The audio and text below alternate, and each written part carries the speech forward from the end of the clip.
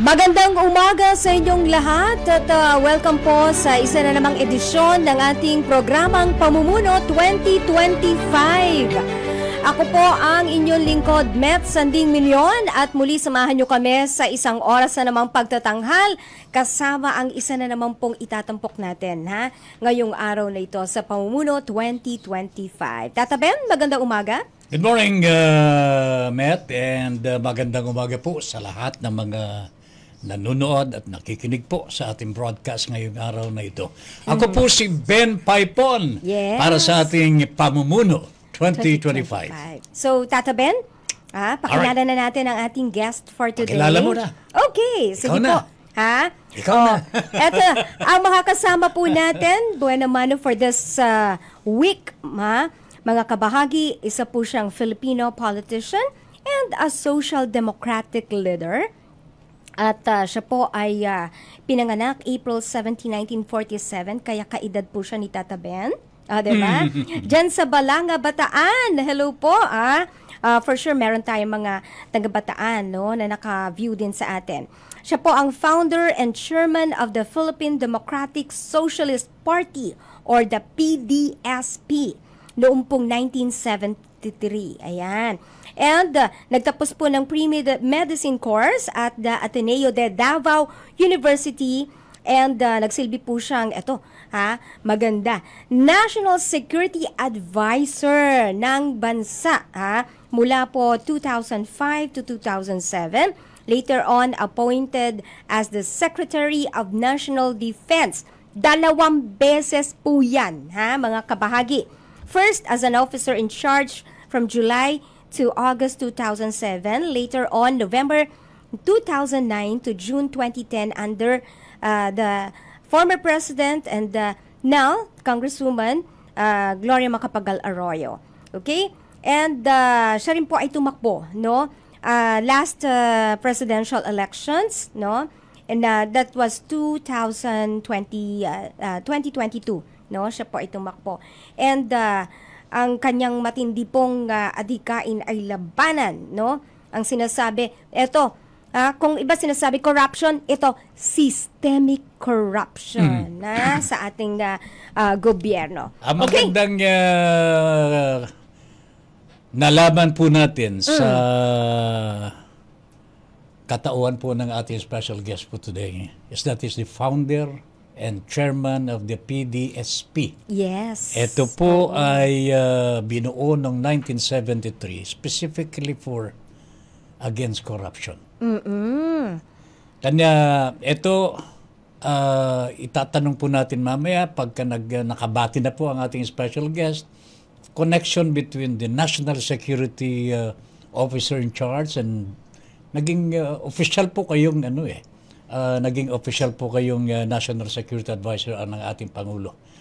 And its relation with yung advocacy against corruption. Ito po ang itatanong po natin mamaya. Pero, bago ang lahat mga kabahagi, ito na po ang ating special guest for today, Norberto Borja Gonzales, senatorial candidate. Magandang umaga po, sir. Good morning. Good morning din at good morning sa ating mga kababayan. Good morning, magandang umaga po.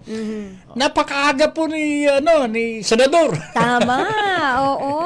Napaaga po ang dating natin nila dito sa atin. Mas nauna pa po sa amin ni Ayan, napaghahalata maagang nagising sa atin si sir. Ayan. Alright, Mr. Gonzales, sir. You've been Security Advisor and National Defense. And when you founded yung PDSP, what was in your mind was laban sa corruption ito?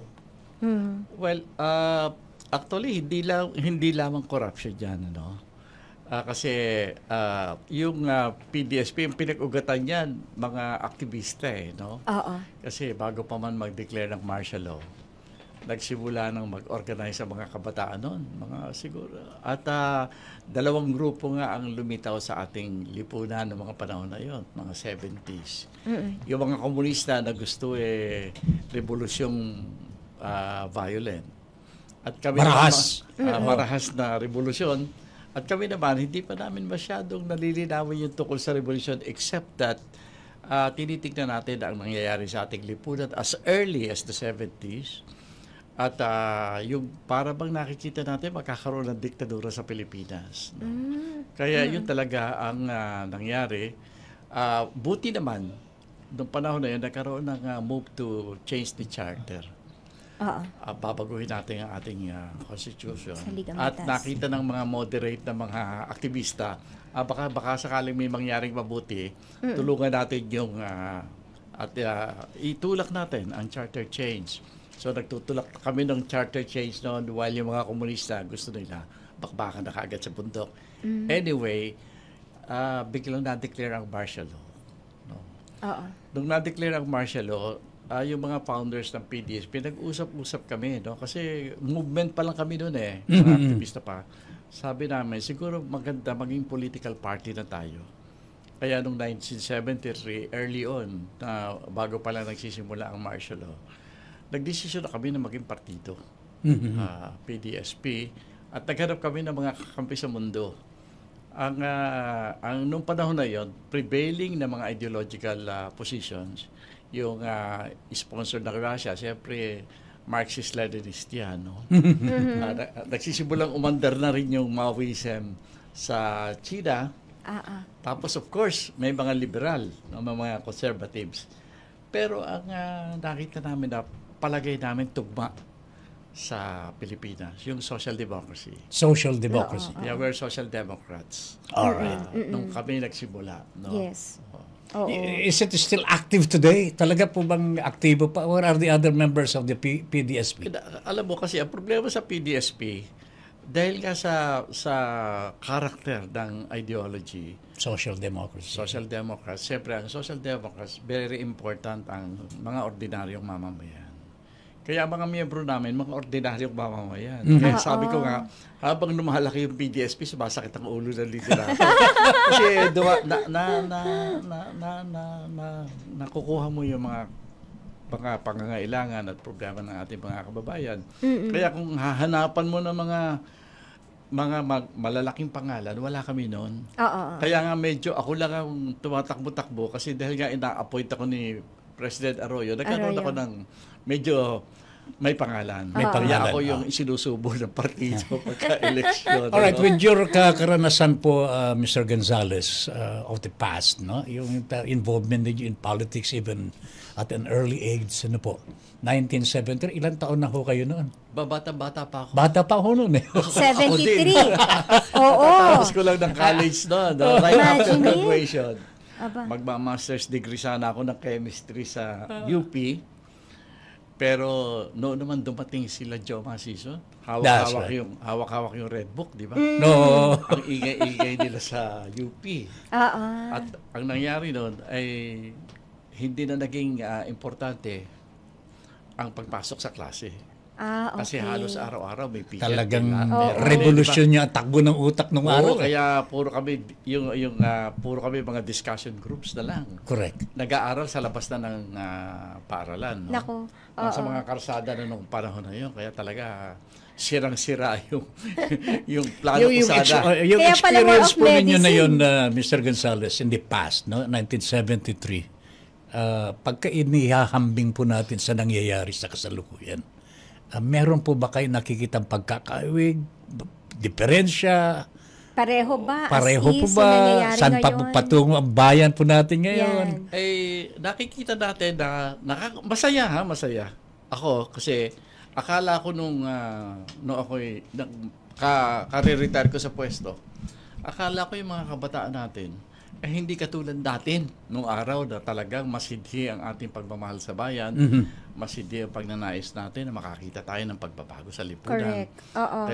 Di ba, talagang sinasanlapan natin ang buhay natin doon para mapaganda ang bayan. Kaya akala ko yung mga kabataan ngayon na hindi.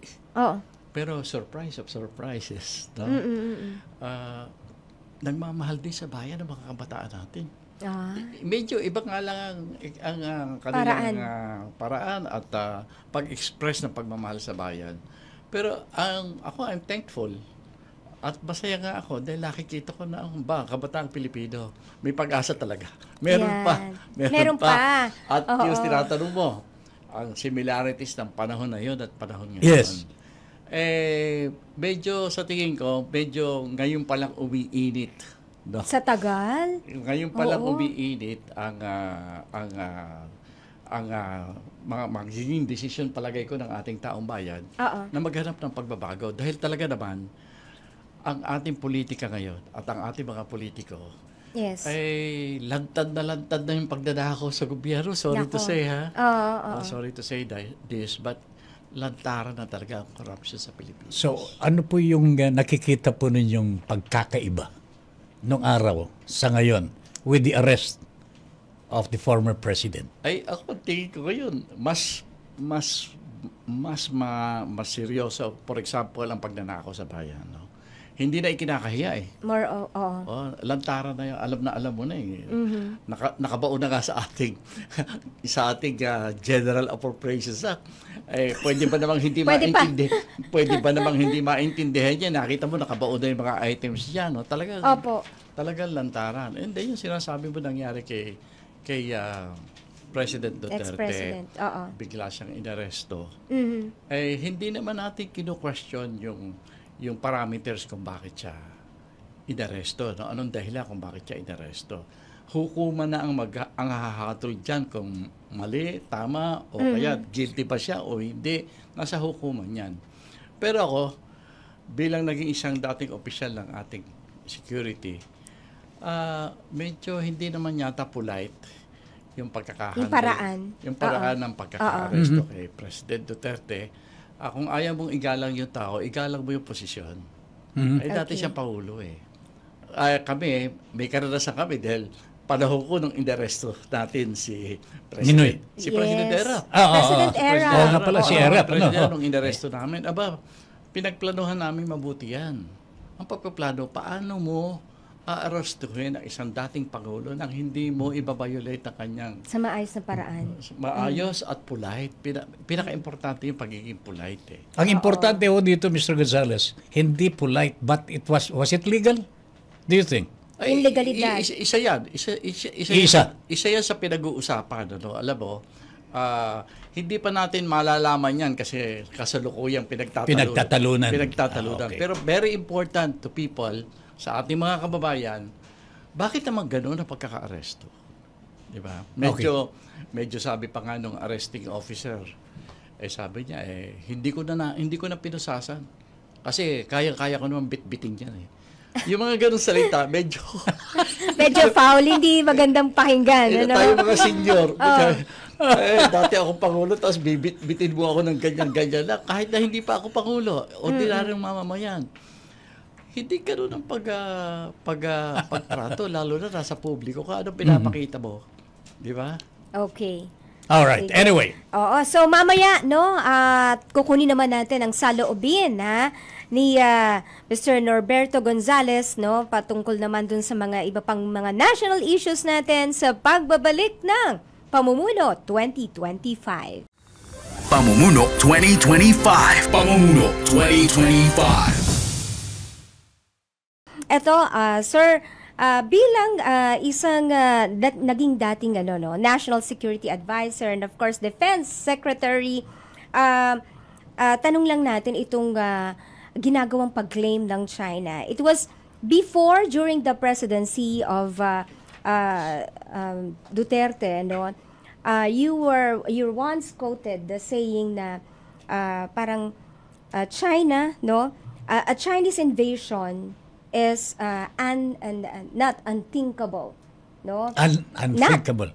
Is not unthinkable. Yan po ay na-quote na sinabi ni former secretary. Ngayon, ano po ang masasabi nyo now that what is happening now, lalong-lalo na sa West Philippine Sea, no? Na sinasabi masyadong dinodominate na ng mga barko ng China ang ating karagatan.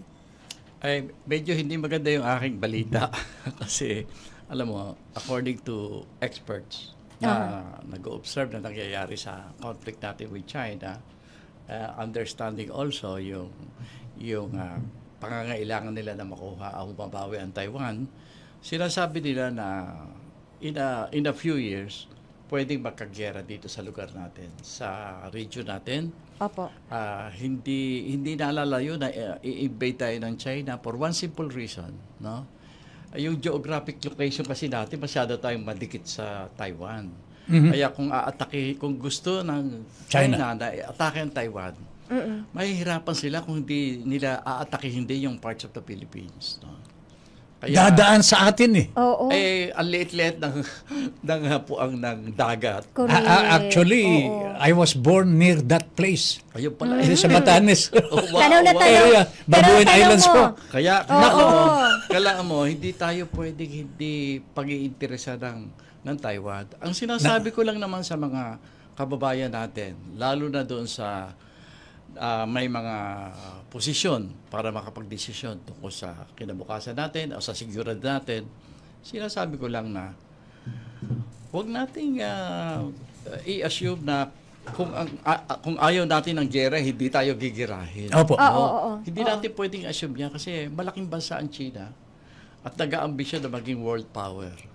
Sila magdidesisyon kung ano ang kanilang dapat gawin. Kung ang tingin nila ay dapat nilang bawiin ang Taiwan at kailangan i-invade ang Pilipinas, kahit anong daldalan natin dito, Wala tayong magagawa. anong debate natin, mangyayari yan. mangyayari. Kaya ako, ang sinasabi ko ngayon, ang tingin ko sa sitwasyon, maaaring matuloy ang kaguluhan dito sa region natin. No? Nakikita nyo naman, no? Ang Japan, suddenly, imagine, naghahanda sa gera ang Japan, ang South Korea, ang Australia, ang New Zealand, and then even pati yung mga countries of NATO sa Europa, Apo. namamasyal na dito sa West Philippine Sea. Yung mga aircraft carrier ng France, lately lang. They're doing the monitoring. nararamdaman. Oo. Nararamdaman kasi, alam mo, umiikting yung gera. Ang masaklap sa atin ngayon, para nagbabago ang timpla ng Amerikano, hindi natin alam kung ironclad ba talaga yung sinasabi ng pagtulong sa atin. No? Oo. This emphasize even more yung sinasabi ko na kung iwanan tayo ng mga kaibigan natin, are we prepared? Are we prepared? Are we preparing our people, our nation to anong reaction natin pag bigla tayong sinugod ng China? Anong gagawin natin? Do we have a plan? Do we have a strategy? Ako, as a former National Security Advisor, very fundamental na habang medyo tahimik pa ang panahon, Opo. dapat naghahanda tayo ng Sabi naman nila, Mr. Gonzales, naghahanda naman no kami. Pinag-aaralan no namin kung Kaya may trainings anong na dapat nga. gawin. Pero alam mo, hanggang doon na lang. alam mo parang laging pinag-aaralan pa paano yan. Oo. Kailangan kasi, alam mo, yung sinabi sa akin, may time frame yan sabi lang, within the next 5 years, pwede Correct. magkagulo. Yes. Yes. That was told to me before 2022. Oh, 2025 2025. Kung yun 3 lima, taon na. nabawasan ng 2 o 3 taon, baka 2 years na lang ang natitira sa atin. Oo. You know, we are Jesus. in a serious situation. Sana seryosohin natin. Ang sa akin, ang ini-insist ko lang, hindi ako masyado nakikipagtalo, mabuti ba yung nandito Amerikano o hindi, etc. No? Ang sinasabi ko lang, dapat may sarili tayong paghahanda. We need to finally, design our defense strategy. Kung po pwede, self-reliant tayo. As Defense Secretary din, Mr. Gonzales, wala po ba kayo nakikita na plano for the defense of our country? Yes. Alam mo, hindi kasi, alam mo, ang nakita ko noon, which I have been commenting na, hindi lang masyadong seryoso doon dahil wala pa tayong threat. In fact, nung nasa pwesto ako, akala ko hindi magkakagyera sa mundo. Pero ngayon, talaga, Giyera na talaga eh. talaga naghahanda. Middle East. It's war. Pati yung mga bansa na gusto talagang maging very peaceful ang mundo, nagkakaroon na ng national mobilization. Nagdadagdag ng pondo para itaas ang kanilang Pero, defense position. Galing Yun nga na. po. No, ito lang, na hindi lang kumbaga sa plano, sir. When it comes to yung talagang capabilities natin, yung mga kagamitan natin, Ano pong masasabi niyo ngayon? Way behind ba talaga Hindi, tayo? alam mo kasi, hindi importante lalo na ito pagsisimula ng giyera, hindi very important yung gamit. Okay. Kasi nakikita mo na kunyari sa Ukraine. Oh, ang allies natin, and I'm happy that we have allies, Yes. no? Bibigyan tayo niyan. Okay. Ang tinitignan talaga is the quality of the people of the nation you are attacking. Ayun. Very important yung quality ng Pilipinas. Nakahanda ba tayo yung pagtanggol ng ating bayan? Oh, handa ka bang mamatay kung kinakailangan? Ganyan ang mga tanong dyan. Ang eh. mamatay. Diretso ba tayo? Yan Baka may aatras. Yan ang Yun, importante. no? So, that's why ako, sabi ko nga, wow, medyo happy ako kasi nakikita ko, nararamdaman ko. Dahil umiikot ako sa mga universities eh. Opo. Nakakausap ko yung mga kabataan natin. Aba, parang handa eh. Yun ang pinaka-importante dyan. Huwag mong isipin na walang armas yan o ang modernization natin halos hindi Napag-iwan. halos hindi mo na pag-uusapan, nakakahiya. Oo. Pero, ang pinaka-importante in a war is the quality of the people you're facing. Iyon. It's the quality of the people you're facing. Their determination, their dedication, their love of country, lalo na sa China. Oo. Ang in-check, napakahalaga ng love of country. They will respect you if you love your own people, your own country. Very important yan. Ako sa karanasan ko sa negotiations, kung hindi ka nire-respeto na kausap mo, walang mangyayari sa negosasyon mo. Correct. Kailangan respetado ka eh. Correct. Kailangan respetado ka. Ngayon, sa atin, kaya nga lagi kong binabanggit ang kabataan. Kasi it is probably the only important asset that we have. Kasi we have The people. the young people. Yes. We have more than 20 million young people of the right age na pwedeng mag-training sa militar at maging part of the reserve. Yan ang ating asset ngayon. Malaki yan, more than 20 million yan available for training kung kinakailangan. Ha? Kahit China, kakabahan dyan. Bakit walang ginagawa ang ating pamahalaan Ayun dito? nga, hindi ko maintindihan eh. So go kayo dun sa Ako training. So namamaos ano? na ako sa kasasalita eh. Di ba? Ako dapat Paulit-ulit. defense. Alam ko, pinapakinggan ako ng Armed Forces. Pero hindi ko alam kung pinakikinggan tayo mga namumuna kasi alam mo naman ang ating Armed Forces sumusunod dyan sa Sa Ligang Batas daw po. sa civilian authority. Sa Civilian Authority. Doon nakikinig yan. So, tinitingnan lang yung kumpas ng ating civilian authority. Ngayon, ang tingin ko sa civilian authority natin, laging umaasa na makapagtatago tayo sa likod ng mga Amerikano. Yun ang tingin ko sa policy natin. Oo. Nako. Yan ang itsura ng ating defense.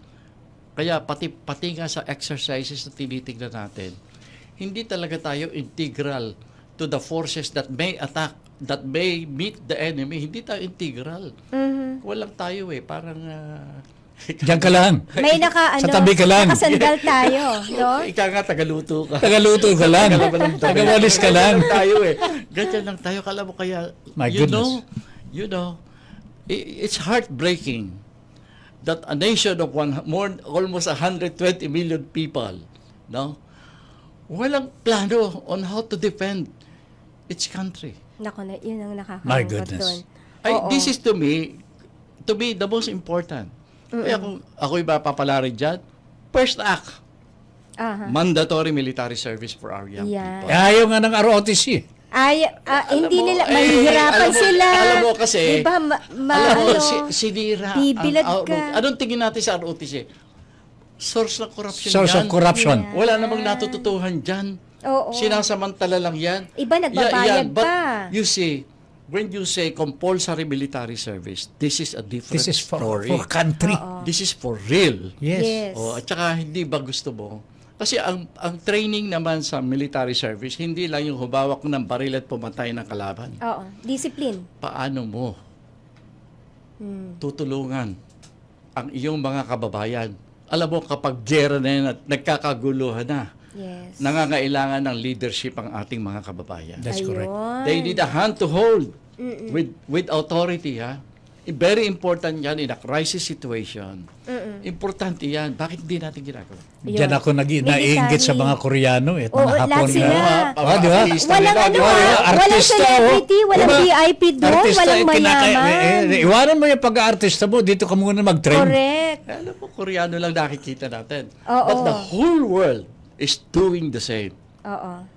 Except the Philippines. Except the Philippines. My Can you goodness. imagine that? Sige, tatanungin natin mga kabataan dyan, sila Mikhail, ano kaya ang kanilang, ready ba kayo sa military service, di ba? Okay. Mamaya. Sige. Oo. Mamaya alamin pa natin kasi isa sa mga sinasabing pangunahing plataforma, no, ng ating tumatakbong senador dito, ay ang pag-aakyat ng Pilipinas sa first world country. Paano kaya ito gagawin? Pamumuno 2025. Pamumuno 2025. Balik tayo kaagad sa ating special guest for today, si Mr. Norberto Gonzales. Alam ko po na ang advocacy po ninyo is anti-corruption, talagang laban sa corruption. And I'm just wondering now, sa ngayon, 73, 83, 93, 2000, 30 years ago. 50 na ba?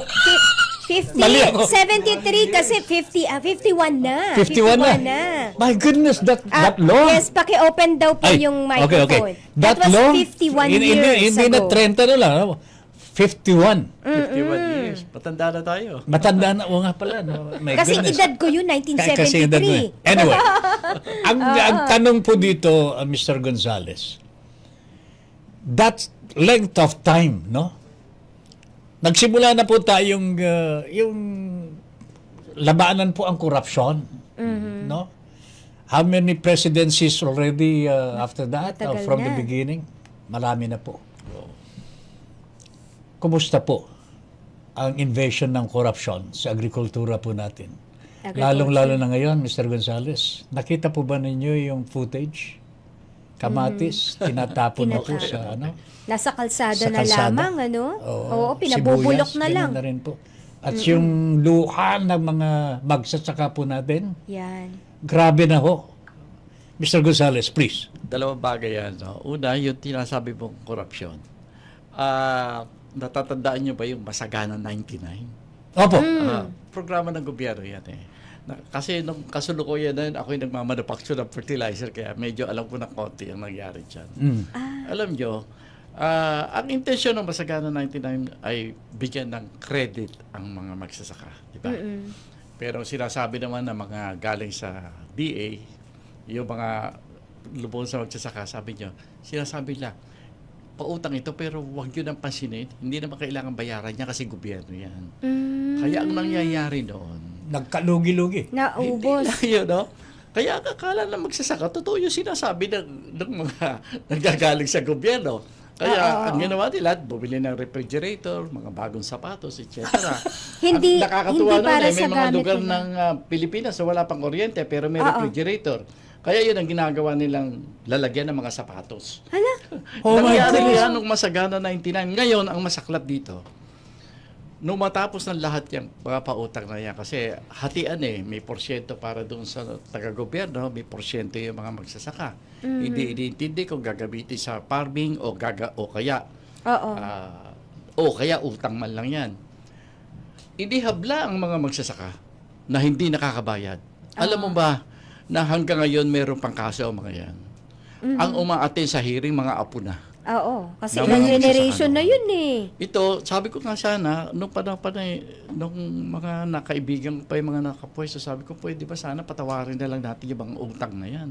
In the first place, some of these are grants, no? To help our farmers. Pero hindi. Anyway, that's one example na kung bakit nagsimula, nasabi mo sa akin, nagsisimula ang corruption. Ngayon, mas grabe. At ngayon, bakit puro tayo importation? May pera eh. Ay, madaling mangumisyon sa importation eh.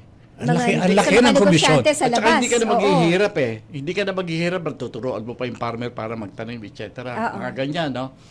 Nakakapagtaka na bakit puro importation tayo. Yes. Kaya ito nakaugnay ito sa security ng bansa na sinasabi ko na baka magkaguluhan. Very important ang security ng ating pagkain. Exactly. Kung hindi tayo magiging self-sufficient, for example, sa pagtatanim ng palay, very, very important sa atin ang bigas. Pero hindi natin ini-encourage ang self-sufficiency. Tuwing may kulang tayo sa palay, nag-i-import tayo ng palay. Ngayon nga, sa sinabi mo kanina, pati nga bawang, kamatis, itlog. Yes. Lahat na ini-import na halos. natin. Asin. Ini-import natin yung mga yan. Tapos ang masama pa, dahil imported yan at walang nakakakita, nakokontrol yung presyo. Yes. Yan. Nakokontrol ang presyo. Tayo, nakatanga ka lang wala kang magawa 7 piso, 15 pesos ang itlog. Anong gagawin mo ngayon kung gusto mong kumain ng itlog? Kung ayaw mo, wag. Oo nga. Ganyan ang attitude ng mga suppliers natin. So what has happened to us? Alam mo, ang mga bansa, lalo na yung mga nakapaikot na sa atin, alam nilang may mangyayaring gulo. Kaya tinitesting na nila na may mga sila na kunyari, mga food crops, even in requirement ng ating paggawa ng bakal, etc. Kinukontrol na nila yan. For example, in Indonesia, hindi ka na makakabila ng coal ngayon. Sabi na, kailangan namin yan Hold. Tayo pa ang pinakamalaking importer ng rice ngayon sa buong mundo. Bakit ganun? Agricultural lands tayo. Kayang-kaya natin mag-produce ng rice. Alam natin ang technology. Dahil dito ang Tayo nga nagturo May research center tayo. ng pagtuturo ng pagtatanim ng palay nasa Pilipinas. Bakit ganun? To me, yan, mind-boggling yan. Hindi ko na maintindihan yan Bakit hindi natin pinag-iinteresan na tayo maging self-sufficient sa ating mga agricultural products? Ang dami nating karagatan. Marami tayong lakes, marami tayong rivers. Pwede mong isid ng mga isda yan Hindi naman po mahirap gawin ito, Mr. Gonzales, sir. Kung gusto lamang po ng liderato. Hindi mahirap gawin yan. Tsaka alam mo, iba ngayon. Nung araw, itong masaklap dito Hanggang ngayon, hindi natin binabago ang pagtanaw natin sa agrikultura. Tinitingnan, lagi nating idinadrama yung kahirapan ng ating mga farmers. Mahirap yan. Ang lupa dyan walang isang hektarya. Paano magsusupply ng food ang ating bansa kung hindi natin babaguhin ang pagtanaw? Kunyari, bigas. Meron tayong lugar sa Pilipinas, daan-daan o libo-libong hektarya, na pwedeng taniman ng bigas na hindi na tayo maghahakot ng tubig. Alam mo, pinipilit natin kuminsan na magtanim tayo ng palay sa mga lugar na walang tubig. Kaya ang pagkalaki-laki ng gastos natin sa irrigation. But there are parts of the country na kamay mo mismo ang huhukay, lalabas na ang tubig. Magbubukal ka lang, parang gano'n Ganon. Imagine, you don't do this anymore. Ang ating agriculture ngayon, modern na. Tapos tayo, kahit ganito tayo, yung ating transport system, pwede nang kukuha tayo ng bigas sa Mindanao para pakainin ng Luzon. That is now possible in our country. Kaya, bakit sa Vietnam ka namimili ng bigas? Bakit ka sa Cambodia, sa Thailand? Bakit doon ka kumukuha ng supply? Pwede ka naman kumuha sa Mindanao papuntang Luzon. At kayang-kaya ng mga taga Mindanao na dagdagan ang kanilang production para makapagpasa ng bigas dito sa Luzon, etc., etc. Okay. So, sir, ito, going back to corruption, pag kayo po ay naloklok bilang senador, ano ang batas na inyo pong isusulong para labanan talaga ang corruption sa Pilipinas? Senador Gonzales, sir. Katakot-takot ang batas natin. In fact, nakakatakot yung mga batas natin kasi masyado tayong extreme sa parusa. Okay. Extreme sa parusa ang ating So, ano pong batas. problema? Hindi naman kailangan. Wala namang sumusunod sa mga extreme na parusa. Kahit patayin mo pa yung iba, hindi na di-discourage yung gusto talagang gumawa ng masama. Opo. Ang importante kasi dyan, yung mapatunayan mo lang na mali ang ginagawa ng mga nagko-corrupt. Yung punishment is beside the point. Okay. Ang importante yung pagpapatunay na nagkakasala ang mga nagko-corrupt. Ngayon, sa corruption naman, sa naranasan ko lang, very important ang example ng mga namumuno. Kapag ang namumuno ay hindi nagnanakaw, medyo kakabahan yung mga nasa ibaba na magnakaw. Papayag po ba kayo na yung mga politiko po natin ngayon, mabawasan pang sweldo nila? Wag na. Hindi ganun. Hindi ba ganun? Hindi ganon. Ang importante. Meron pong kandidato dito na nagsabing, hindi ko natatanggapin yung aking sweldo. Ay, lagi sinasabi ng mga politiko yan. Ganun. At ako Pangako lang. naranasan ko din yan, na ang sweldo ko, hindi ko na nakikita. Pinaghahati-hatian ng mga empleyado ko doon sa National Security. Kasi pinapayagan ko naman kasi Kapos din sila. kapos sila.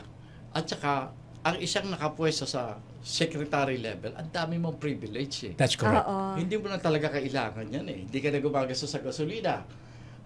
May sasakyan ka na. Gas allowance. Oo. Kung pagkain ng pag-uusapan, mamamatay ka na sa kakakain sa dami ng invitation. Di ba? Di ba? Marami kang privilege dyan. Kaya talagang, alam mo yung sasabihin mong hindi mo tatanggapin ang sweldo, that is nakakatawa. Ayun, correct, di ba? Okay, Alright. meron pa nagsabi, piso lang ang kanyang sweldo, okay na. Wala yun. Okay. Wala. Okay. Sige, so marami pa tayong mga pag-uusapan na mga kabahagi at ang inyo pong mga tanong, komento, i-ready nyo na yan, ha? At magbabalik ka agad ang Pamumuno 2025. Pamumuno 2025. Pamumuno 2025. Okay, muli pong nagbabalik sa last segment ng programang Pamumuno 2025. Ang inyong lingkod, Met Sanding Milyon. Kasama pa rin si Tata Ben Paipon. And of course, our guest for today, Senatorial Candidate Norberto Gonzales. Naihand na sa atin itong mga questions and comments, mga pa-shoutout. Pero bago yan, yung ating nabibitin na question kanina regarding dito sa sinasabing ilan kabilang sa mga plataforma ninyo po ay ang nakatuon sa pagpapabuti ng estruktura ng gobyerno para umunlad ang ating bansa. So, ano po ang pinakakailangan nating baguhin, para po sabihin na maging kasama tayo sa sinasabing first world country? Sa ngayon, malayo pa tayo na masasabing first world. Alam mo, ang first world, hindi tinatamaan sa sweepstakes yan. Yan, oo. Pinagpaplanuhan yan, binibigyan ng strategy yan. Kung anong dapat Hirap manalo dun. Yes po. Yun ang dapat gawin niya para maging first world tayo. Ngayon, sa akin sa ngayon, ang tinitingnan ko lang, yung takbo, yung politika at pabupolitika natin. Sa tingin ko, iyan ang nakakapigil para tayo maging first world eh. Kasi, paano tayo yayaman yan? Ay yung mga resources na dapat gamitin natin para pagplanuhan at ituloy yung first world, ninanakaw ng mga politiko natin.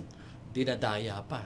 Opo. At saka para bang ang mga politiko, wala pa ako nadinig sa mga politiko nating mga kasamahan na gustong maging first world ng Pilipinas eh. Paano tayo uunlad kung ayaw natin? O hindi natin binabanggit man lamang, di ba? Yan. Kaya yan to me very important. Ang unang gagawin natin is reforming our politics. At saka mga politiko natin, medyo sana makonsensya yung iba. No? Para wag naman ganito. No? Ako, ang number one, dineclare ko yan when I was National Security Advisor. The number one threat to our security is our politics. Okay. Mr. Gonzales, sir, I think napapanahon na para sabihin po niyo sa ating mga kababayan po ngayon. Nanonood po sila, nakikinig po sila ngayon. At naiintindihan po nila yung sinasabi po ninyo. But I think they need a clearer voice, para maintindihan nila ano po ba talaga. Kasi we are about to make a decision again. Malapit na po tayong magpasya. By May 2025, the Filipino voters will once again cast their votes. Ito po yung decision for tomorrow. Yeah. Ito po ang buhay natin. Sabihin po niyo sa kanila, Mr. Gonzales, ano po ang dahilan at ang mga Filipino voters will be voting for you by May 2025? Mga kababayan, alam niyo po, noong 2022, malamang marami sa inyo hindi nalaman yan na ako po ay tumakbo bilang isang Pangulo. Alam ko po na suntok sa buwan yun. Hindi naman po tayo mananalo sa uri ng ating politika at tayo ay nagpilit pang maging presidente. Yun naman po ay, kung anong dahilan po ng pagtakbo ko doon, dahilan ko rin ngayon. Ang gusto ko sana maipakita sa ating mga kababayan na may isang uri ng pamumulitika. May isang, yung sistema na ang mga policy ng gobyerno, ang mga programa ang pinag-uusapan, na alam niyo po sa ibang bansa, kapag ang mga politiko ay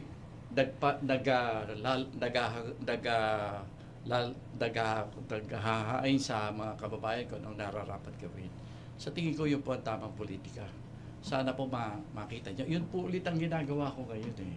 Gusto ko lang naman sana maranasan natin sa Pilipinas ang isang maayos at magandang pamumulitika. Dahil lahat po ng maayos na pamumulitika sa ibang bansa, umuunlad po lahat yan. Tayo hindi umuunlad. So alam na po natin kung bakit hindi tayo umuunlad dahil sa takbo ng ating pamumulitika. Kaya ako po, ngayon, ang masasabi ko lang kung bakit dapat niyo ako iboto. Kasi naranasan ko na kapag ikaw ay nakapwesto sa isang mataas na posisyon sa gobyerno, mas marami kang magagawa para sa kapwa at para sa mga kababayan natin. Kaya kung maipanalo niyo ako, maganda kasi hindi ko na nakawin ang pera ng bayan. At makakaasa kayo. Yun lahat ng mga programa na nararapat natin gawin para tayo maging first world, sisimulan ko po yan. Yan. Salamat. Okay. Okay, ayan. Nakatitiyak ka na hindi na nakawin. Pinaka-importante yan. Gusto no? gusto kong balikan yung agrikultura natin eh. Oh, Kasi sige, go ahead. alam ko si Ayan. eto talaga nasa puso niya eh. Yes. Nakikita ko na nararamdaman po ninyo, nararamdaman ng mga magsasaka ho natin eh. Paano natin babawasan ang corruption dito? Because I think this is corruption at its highest level eh. Ay, tingnan natin yung mga Yung mga nakaupo sa DA. Bakit wala pong magawa? Alam mo, dugtog-dugtog yan eh. Dugtog-dugtog kasi talaga yung corruption. Alam mo, may kaibigan ako eh, taga Nordic country. Sabi ko, tulungan mo naman kami dito sa Pilipinas kung paano namin tatanggalin ang corruption. Ang sabi niya, bago natin gawin yan, kailangan sabihin mo muna ng malinaw, may corruption ba sa sistema ng Pilipinas? O corruption na ang naging sistema sa Pilipinas? Naku, Panginoon ko. Parang, it's the other way Corruption around. is the Parang system yun ang mas of the government. malinaw. Kaya ngayon tingin ko, Oo. sistema na ang corruption sa Pilipinas. Wala kang pwedeng gawin na hindi ka mangungurap dito sa bayan My natin. goodness. So, ibig Hindi ba, sabihin, subukan mo. Isa-isahin Oo. mo yung action. Oh. How do you think this could change? malaliman yan. Baguhin yung ating political system. Baguhin natin kasi alam mo, ang behavior talaga ng politiko, nakasalala yan sa mga tinitingala nilang leader. Oo. Kapag corruption ang sinimula ng namumuno, corrupt lahat yan. Down the Alam mo, line. first 9 months ng martial law, maraming humahanga kasi nawala ang corruption. Oo nga po. Di ba? But 9 months after, Jesus Christ. 9 months after, kaya Yun nga na. kami naging Nag-umpisa PDSP. na. Opo. 9 months after, Nakikita na. Iba na. nagnanakaw na yata yung Pangulo natin. Nako. Ay di yung mga sekretaris, siyempre, tayo na rin. Ay, Bakit siya lang? Bakit siya Oo, lang? sila lang. Ay, Sila lang down- kumikita. Down the line. Down. The line. Yan ang nangyari sa atin. Ngayon, malukot na sabihin dito. Pero nung nasa election ako noong 2022 alam ko kung paano ginanap yung campaign noong 2022. Sa kampanya pa lang makikita mo na kung anong itsura ang magiging itsura ng gobyernong darating. Isa ngayong election po, itong Ayan, yung mga kampanya. nakikita niyong paraan ng Ito pangangampanya. sa kampanya ngayon medyo nakakatuwa, Oo. medyo mura yata. Wag lang dadayain ha. Okay. Wag lang magbenta yung Comelec. Oo.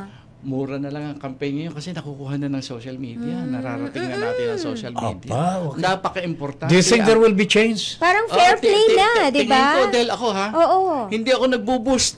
Yes. Opo. Hindi ako nagbo-boost kasi gusto kong makita talaga kung ano itsura ng kampanya ko. Correct. Aba, maganda eh. Oo. Maraming naniniwala. Kumbaga, Nakakahiya mong opportunity. sabihin, maraming naniniwala sa akin. Opportunity to Oo, para nakikita sa... nila yung takbo ng kampanya. To me, that's heartwarming. I Yeah. hope it continues to be like that. No? Yeah. Kaya ngayon, pero nung nakaraan, ang tinitignan ko yung kampanya ng mga nanalo eh. Oh. Ang tinuntungan ng panalo, yung mga local officials, no? Governors, mayors. At mukhang hindi nga tumanggap na ng bigay yung mga local officials eh. Isa lang naman ang napagkasundoan nila eh. Kung sakalit magnanakaw sila, hindi dapat pinapansin ng Malacanang. Oh, Totoo. Tahimik lang. Oo, Tingnan basta mo, tahimik lang. tingnan mo, meron bang mga investigasyon? wala. Oh, nakikita natin. Oh, tingnan mo yung ating takbo ng ating budget. Noong panahon natin, nung panahon ko, nakita ko yung tinatawag na double budget, no? Kukunin sa pork barrel yung pera, mag-i-implement ng project. Projects. Yes, oo. Hindi gagalawin. Oo. Talagang Andun lang. lahat. Oo. Tingnan nga. Di pag tinignan mo ngayon yung project, wala Meron. corruption. Oo. Yung pala, yung gastos para doon sa project na yon, isiningit din sa regular funds. Nakuha so, na. doble. Yun Oo. ang kinukuha. Regular na. Yun ang kinukuha. My goodness. Ngayon sa budget system natin, tignan nyo mabuti. Bawat isang project, 5 beses na pinupunduhan. Oo.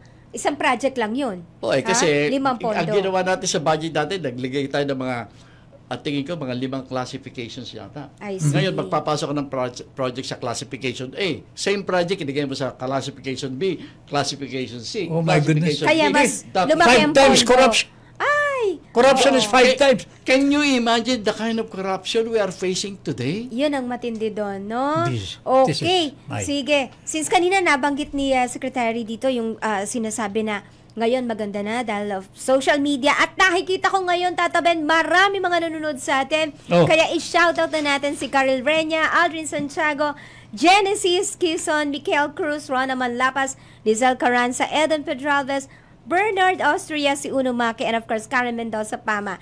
Si Mai Pingay, Amilasan, yes, Sir Norberto Gonzalez, we will vote for you. Si Ann Marie Dan, iboboto ko talaga kayo, sir. Mabuhay kayo. Ayan, sabi ni Ann Marie Dan. Thank you very much. And we have question from Aldrin. Siguro, eto okay na, no? Yung sa agriculture sector. Aldrin, nabanggit na siguro. So, ito na lang kay Karil. Ano ang mga plano mo para sa pagbabago at pagpapalakas ng ating sistema ng depensa at seguridad sa bansa? Batay po sa karanasan nyo daw bilang Defense Secretary or National Security National Advisor. Security Advisor. Yan. Well, kauna-una kasi yung kailangan makuha natin respeto. Sa tingin ko yung compulsory military service ay magbibigay sa atin ng image na importante sa hindi lang sa kakampi kundi sa kalaban. Sa mag-iingat na kalabanin tayo kasi Yes. matitibay ang mga Pilipino. Very important yan. Very important. Kaya yun ang uunahin ko. Yung tungkol sa equipment, sa tingin ko for example, Japan. Hindi tayo titiisin ng Japan. Pagbakbakan, tutulungan tayo ng Japan kung equipment man lang ang pag-uusapan. Even South Korea. South Korea. At saka alam mo, Mr. Gonzales, hindi po ba yung mga ninuno natin, sila Bonifacio, they did not ask for yung kanyon, hindi po sila naganap ng baril, itak lang mo eh. kaya very important yung compulsory military training Yes. because that will bring out the best among our young people at iyan ang irerespeto. At ang dami ng tulong na ibibigay sa atin dependent on the level of respect that we will gain, no? Para makita ng mundo. Very important na nire-respeto ka. Ngayon, nagre-reklamo tayo Isa sa pinakabababang dami ng dolyar na nakukuha natin na aid Bakit ang baba ng sa atin? Sabi ko kasi hindi alam ng mga nagbibigay kung saan natin gagamitin. Yako, Diyos ko po, Diyos ko po. Correct. Sa lang natin di ba? Tama. Oo, baka Anyway. nakakurap lang. Okay, Nakukurap lang. Naku, maraming salamat po, sir, for being with us this day and Nako, Diyos ko good po. luck po, no? Pray natin na We will make it this time. We will Diba? work for the best as you have been doing all the rest of your life. Salamat, no? Ama. Thank you Salamat. very much At po, sir. hangad po namin na makita po kayo sa Senado. Yan. Etong May 12, 2025 at sana po isa po kayo sa manunumpa Yan. sa ating mga kababayan. Mhm. Etong darating na new set of officers sa Kongreso po natin. We Salamat. wish you all the best, Mr. Gonzales. Salamat. Thank you rin po. Ayan. Okay, sige. So, bago tayo tuloy magpaalam, acknowledge natin yung ating mga nasa likod. Of course, production team, We have, of course, Miss Ann Go, ang ating manager, Mr. Ram Malonzo. Andyan rin po sila Fiana and si Serge sa production. Dito kasama natin si Mikael, of course. At tatabi ng mga OJTs natin. Alright, maraming salamat sa ating head ng technical department po natin, Engineer Dave. Thank you very much. At mga estudyante po natin, mga interns from LPU, CEU, UST, Adamson, UCC, TUP, and NCST. Thank you very much. Maraming salamat. Oo. At happy birthday din pala sa aking tita, Elizabeth Latombo. Nagsa-celebrate siya ng birthday today. Happy birthday, padala ng pansit. Ayan. Ay, andito rin ang daughter. One of the daughters of Secretary Gonzales. Yes. Thank you for coming also and visiting us. Okay, so natapos na naman po isang oras sa talakayan dito sa ating programa. Another exciting discussion tomorrow ang ihatid natin. Kaya antabayanan nyo muli. Same time, no? 11 to 12 ng tanghali. Ako po ang inyong lingkod, Met Sanding Mirion. At syempre po, ang inyong kabahagi sa Himpapawid, Ben Paipon. Magandang tanghali po sa inyong lahat. Until tomorrow sa ating Pamumuno 2025. Pamumuno 2025. Pamumuno 2025.